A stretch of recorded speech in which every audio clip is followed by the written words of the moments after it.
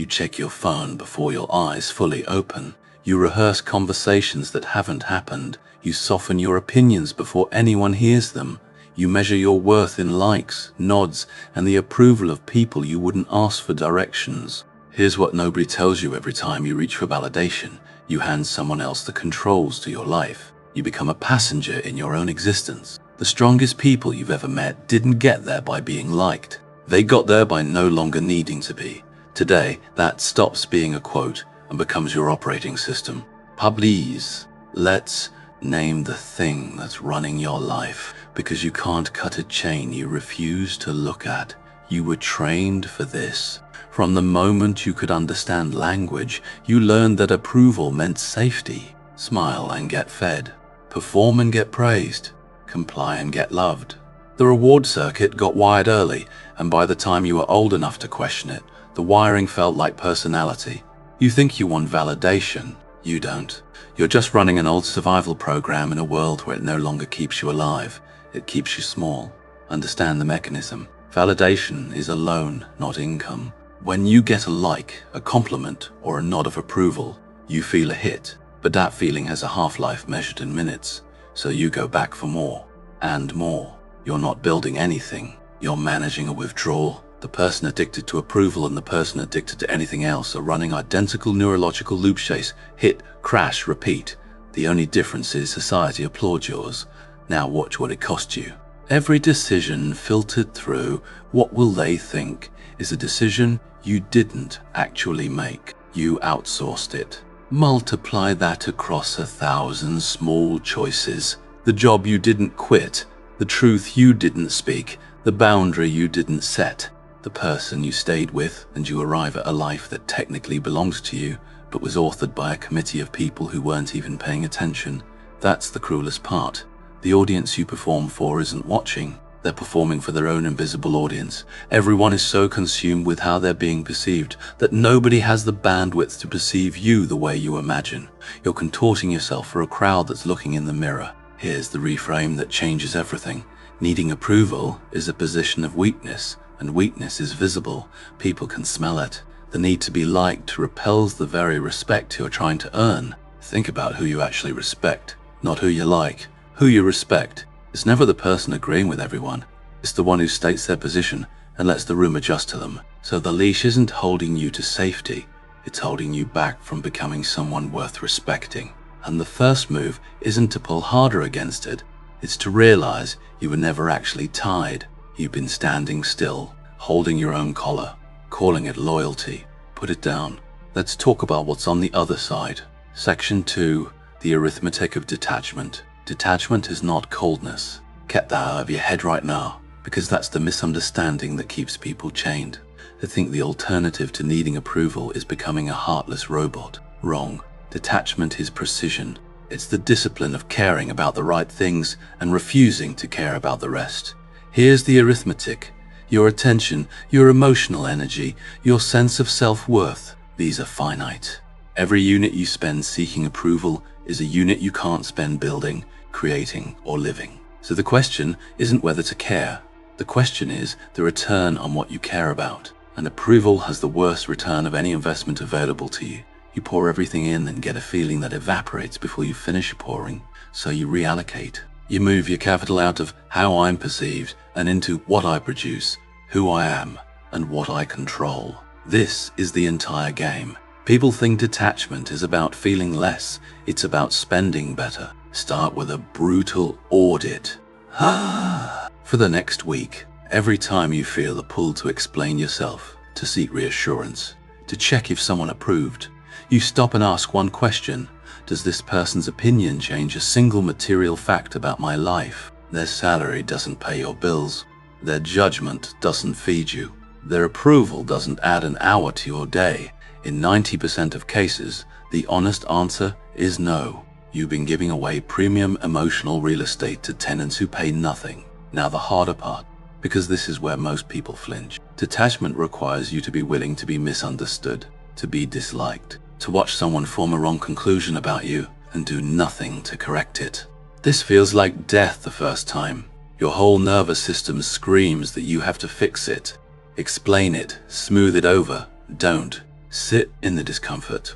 Let them be wrong about you, because the alternative, explaining yourself to everyone forever, is a full-time job with no salary. And you already have a life to build. Understand what happens to your decision-making when you do this. When you stop waiting approval, your choices get sharper, faster. You stop running every option through the committee. You ask a cleaner question. Does this move me toward what I want? Yes or no? The fog of other people's opinions lifts, and suddenly you can see the board clearly. People who detach don't just feel freer. They make better decisions because they're finally working with accurate information instead of social static. And here's the part the arithmetic reveals that nobody expects. The less you need from people, the more you tend to get. Not because of some cosmic karma, because of leverage. The person who doesn't need the job negotiates better. The person who doesn't need the relationship sets cleaner terms. The person who doesn't need the approval commands the room. Need is a leak in your position, and everyone you deal with can feel where you're leaking. Seal it, and your entire posture in the world changes. But understand the sequence, because people get this backwards. You don't detach in order to get more. The moment detachment becomes a strategy to manipulate outcomes, it's just approval seeking wearing a costume. You detach because it's the correct way to operate. The leverage is a side effect, not the goal. Want it for the wrong reason and it slips through your fingers. Build it as a foundation and it holds weight. That's the math. Now let's talk about the 3 specific chains, one at a time. Section 3, validation, killing the scorekeeper. Validation is the need to have your worth confirmed by someone outside yourself. And the mechanism keeping you trapped is a scorekeeper living rent-free in your head, tallying every reaction, every comparison, every metric of how you're doing relative to others. Your first job is to kill the scorekeeper. Here's why it has to die. As long as your worth is something to be confirmed, it's something that can be denied. You've built your foundation on a vote that can swing against you at any moment. One bad review, one rejection, one person's indifference, and the whole structure shakes because you never actually owned the ground you were standing on. You were renting it from the crowd. The replacement is internal reference. This is the single most important capability you can develop, so understand it precisely. Internal reference means you become the one who decides whether you met your own standard.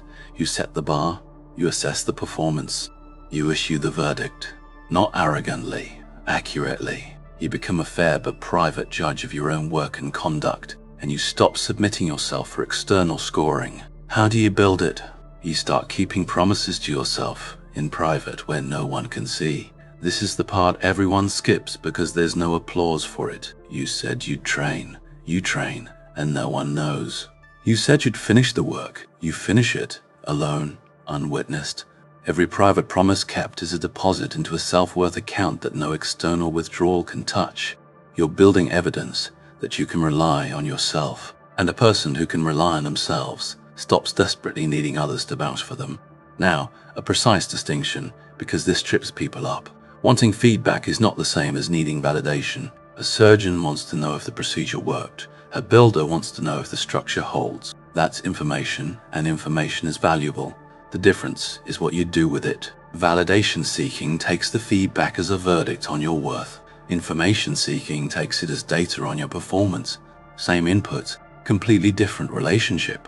You can stay hungry for useful information while becoming completely indifferent to whether people approve of you as a person. Master that line. Watch for the sophisticated trap, because you're smart enough to fall into the advanced version. It's possible to seek validation for not needing validation. To perform detachment so people will admire how detached you are. To post about not caring, specifically so people see you not caring. That's the scorekeeper wearing a disguise, and is more dangerous because it feels like growth. The test is simple and ruthless. If no one would ever know you did it, would you still do it? If the answer changes, you were performing. Here's what happens when the scorekeeper finally dies.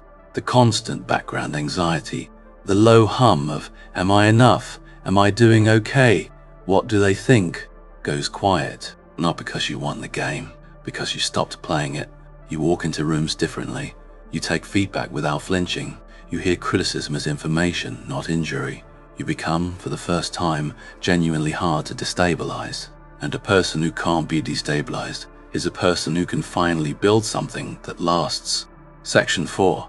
Approval. Reclaiming your decisions. Validation is about your worth. Approval is about your choices. And this chain is more dangerous because it doesn't just make you feel bad, it actively steers your life into a destination you never chose.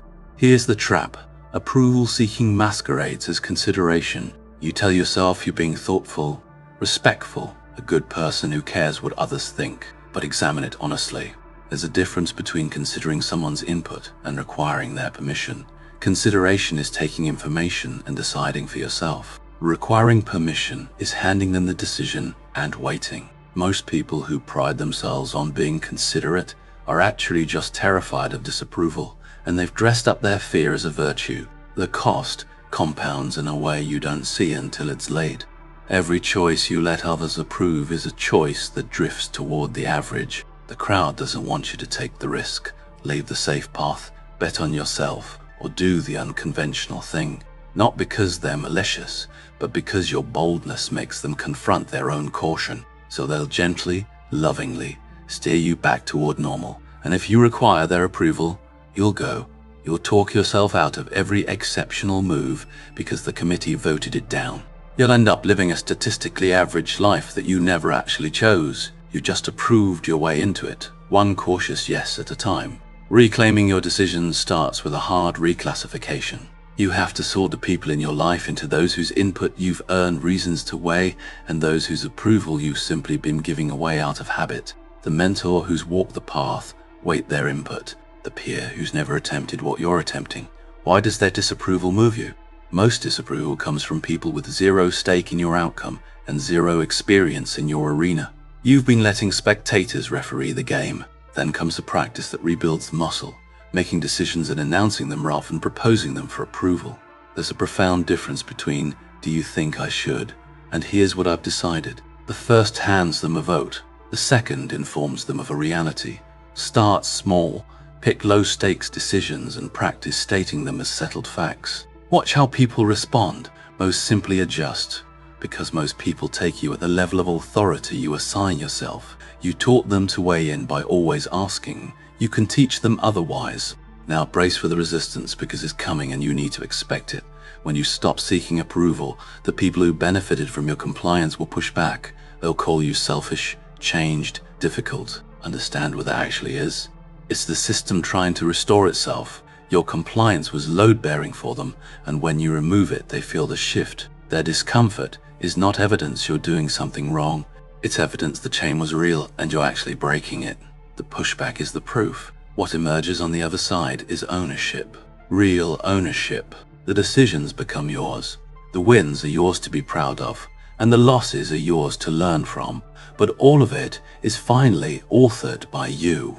And a life you authored, even with its mistakes, is worth infinitely more than a flawless life that someone else approved into existence on your behalf. Section 5. Attention. The rarest power. Now, the deepest chain, and the most counterintuitive, because attention feels like the reward for everything. The likes, the eyes on you, the room turning when you speak. Society has trained you to treat attention as the scoreboard of success. It's actually the subtlest prison of the three. Here's the inversion you need to make. The need to be seen is weakness. The ability to be unseen, to act without an audience, to build in silence, to do the right thing when no one is watching, and feel no loss from the lack of witnesses. That is power. Most people cannot do anything that won't be seen. They will literally not perform an action if no one's there to register it. That's not a person living a life. That's a person performing one. And a performance requires an audience, which means they've made themselves dependent on the very thing they think they command. Understand the trade you've been making. Attention is loud, immediate, and shallow. The work that actually changes your life is quiet, slow, and invisible. These two things compete for the same hours. Every hour spent capturing attention is an hour not spent building the thing that would eventually be worth paying attention to. The people obsessed with being seen now are mortgaging the substance that would make them worth seeing later. They're broadcasting an empty room and calling it a life. So you make a deliberate shift from being interesting to being substantial. Being interesting is about managing perception, saying the clever thing, having the right take, being seen at the right moments. Being substantial is about actually possessing depth, skill, and capability, whether or not anyone notices. The interesting person needs the camera. The substantial person is the same with it or without it. And here's what's strange. The substantial person eventually draws more genuine attention anyway, because depth is magnetic in a way that performance never is. But they no longer need it, which is exactly why it comes. The practical discipline is learning to work in the dark, to pour months into something with no audience, no feedback, no applause, sustained purely by your own conviction that it matters. This is where almost everyone breaks. They need the dopamine of being seen to keep going, so they quit anything that doesn't reward them with attention quickly. The ones who win are the ones who can stay in the silent build phase long after the validation-driven crowd has wandered off to something more visible. Your tolerance for being unseen is a direct measure of how much you'll eventually be capable of, and reclaim your own attention while you're at it, because this runs both directions. You don't just need to be seen. You've handed your focus to whatever's loudest. Notifications, feeds, the endless competition for your eyes. Take it back. Your attention is the most valuable thing you own, and you've been giving it away for free all day to systems engineered to harvest it. The person who controls their own attention, who decides what gets it and what doesn't, is operating at a level most people never reach. They're awake in a world of sleepwalkers. Master being unseen, master where your own focus goes, and you've pulled out the deepest stake. Now let's talk about what's actually on the other side of all three. Section 6. What actually happens? The title made a promise. Detach. Then watch what happens. So let's be specific about what happens, because vague promises are how the validation machine keeps you hoping instead of doing. First, your energy comes back. You don't realize how much you're spending until you stop. Managing perception is exhausting. The constant low-level computation of how you're coming across, what they're thinking, whether you're being liked. Cut that, and you recover hours of mental energy you didn't know you were hemorrhaging. People report this first. Not freedom in the abstract, actual energy, redirected from the performance and available for the life. Second, your relationships sort themselves. This one's uncomfortable before it's good. When you stop seeking approval, some relationships weaken because they were built entirely on your compliance. They were transactions where you supplied agreement and they supplied approval. Those thin out. But the real ones deepen because for the first time you're showing up as yourself, and people can connect with a real person in a way they never could with a performance. You trade a wide network of shallow approval for a smaller circle of genuine respect. That's not a loss. That's an upgrade you'll wish you'd made years earlier. Third, your standards rise across the board. When you're no longer optimizing for what impresses others, a strange thing happens. You start doing things to your own standard, which is almost always higher than the crowd's. The crowd is easily impressed and easily distracted. You, judging your own work honestly, are a harder critic than any audience. Your quality goes up precisely because you stopped performing and started building for an audience of one who actually knows what good looks like. Fourth, fear loses its grip. So much of fear is social. Fear of judgment, embarrassment, looking foolish, being disliked. When those stop functioning as threats, a huge category of fear simply deactivates. You'll do things that used to terrify you, not because you got braver in some heroic sense, but because the thing you were actually afraid of, disapproval, stopped registering as danger. You become functionally fearless in the exact domains where everyone else stays trapped. But here's the honest part, and you need it because empty promises are the enemy. This is not a one-time event. You don't detach once and arrive. The pull comes back. You'll have days where you catch yourself reaching for approval, performing for an audience, scorekeeping again. That's not failure. That's the nature of it. The conditioning took decades to build and won't vanish in a week. Detachment isn't a destination you reach. It's a practice you return to, a muscle you keep training, a choice you make repeatedly. The goal isn't to never feel the pull. It's to feel it, recognize it, and choose differently, faster each time, and understand the final inversion. When you genuinely stop needing validation, approval, and attention, you often become the kind of person who naturally commands all three. The self-contained person draws respect. The decisive person draws followers. The substantial person draws attention. And everything depends on this. It only works because you no longer need it. The moment you start needing it again, you'll feel it start to leave, hold it loosely, or lose it completely. That's the law. That's what actually happens. So here's where it lands. You spent years auditioning for people who weren't even watching, handing your controls to a crowd performing for their own crowd. You can keep doing that. Or you can put down the collar you've been holding and find out who you are when nobody's grading you. Start today. One private promise kept. One decision announced instead of proposed. 1 hour of building in silence. Detach from validation, approval, and attention. Not to win them back, but because you were never meant to live on a leash. Then watch what happens. The life waiting for you is always yours.